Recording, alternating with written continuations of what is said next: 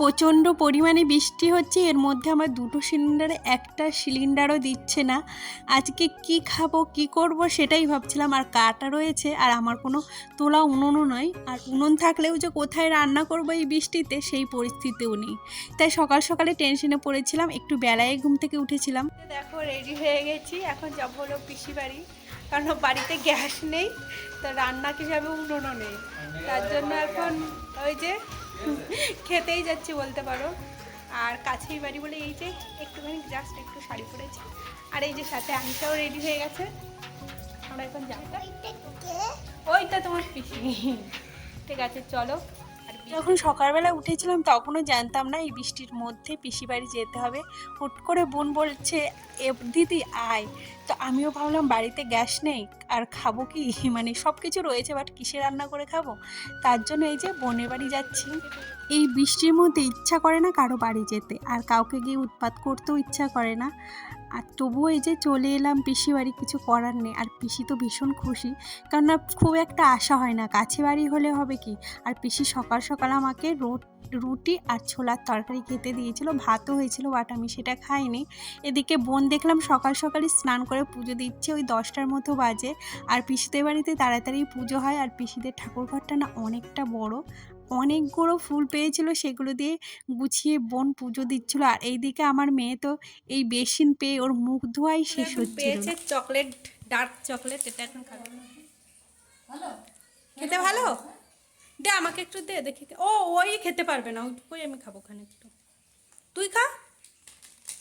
আর চকলেটটা এত তিতো ছিল না, আমারও একদম ভালো লাগছিল না খেতে, আমাকে পরে একটু দিয়েছিল, কিন্তু আমার মেয়ে কিন্তু পুরোটাই ফিনিশ করে দিয়েছিল, ও ভীষণ ভালো খায়।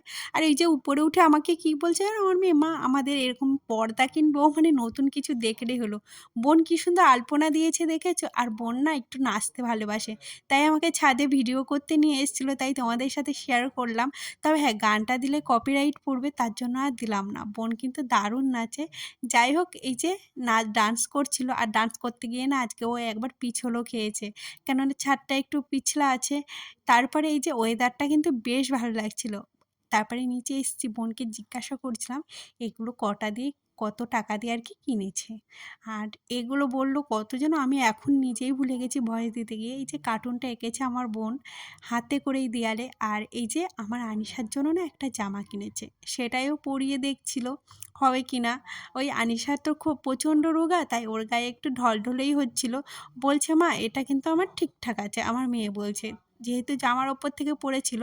পরে আবার পরিয়ে দেখলাম। দুপুরে কিন্তু খাওয়া দাওয়া কমপ্লিট করেছি, তোমাদের সাথে আর শেয়ার করিনি। এটা বিকালবেলা একটু রেস্ট টেস্ট নিয়ে পিসি নিচে ডাকছিল কফি খাওয়ার জন্য। আর এদিকে পিসিকে একটু ভিডিও নিচ্ছিলাম বলে পিসি বলছে এই আমাকে একদম ভিডিওই তুলবি না।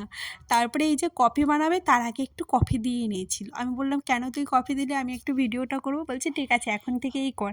আর পিসিদের বাড়ি যেহেতু গরু আছে, দুধের অভাব নেই জানো তো, অনেকটা দুধ দিয়ে আজকে কফি বানিয়েছিল, মানে একটুও জল মিশাইনি।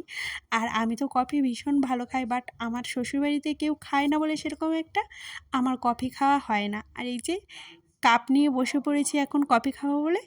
সেমনি আমার মেয়ের আবদার, আমিও কফি খাবো, তাই ওকে একটু কমিয়ে ওকে দিয়েছিলাম, আর আমিও খেয়েছিলাম। সত্যি অনেক দিন পর কফি খেয়ে বেশ ভালোই লাগছিল।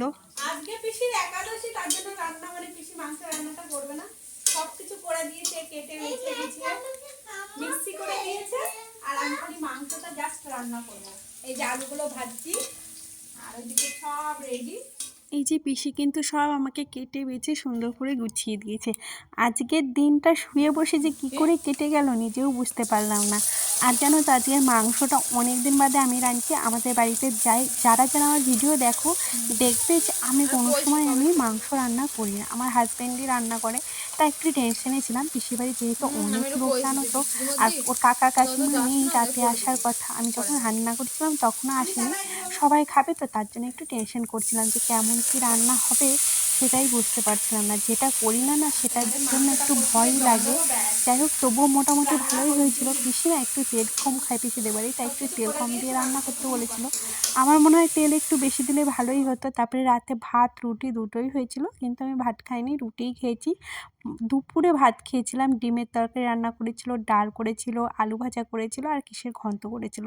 পিসিদের বাড়ি অনেক কিছুই রান্না হয়, অনেক যেহেতু লোক, আর পিসির অভ্যাসই হয়ে গেছে অনেক লোক থাকুক আর না থাকুক অনেক কিছু রান্না করতে করতে। যাই হোক এখন খেয়ে মোটামুটি বাড়ি যাব, যাই হোক তার জন্য তাড়াতাড়ি খাচ্ছিলাম। যাই হোক কালকে ভিডিও শেষ করিনি, এটা আমি প্রতিদিনই করি। আজকে কোনো ভিডিও শ্যুট করিনি। আজকে এখন মোটামুটি 1টা বাজে, আমি দোকানের জন্য মাল আনতে গেছিলাম, এই মাত্র বাড়িতে এলাম। এখন ভিডিও ছাড়বো বললাম, যা ভিডিওটা তো শেষ করিনি, তো কালকের ভিডিওটা আজকে শেষ করছি। ভিডিওটা যদি কোথাও একটু ভালো লাগলে থাকে আর কি, তাহলে একটু লাইক করো আর কমেন্টস করো। আর কালকের জন্য একটা নতুন ভিডিও রেডি করব, তো সেটা কালই দেখতে পাবে আমি কী কী পুজোয় নিয়েছি সেটাই। যাই হোক আজকের মতো টাটা, দেখা হচ্ছে আবার নেক্সট ভিডিওতে।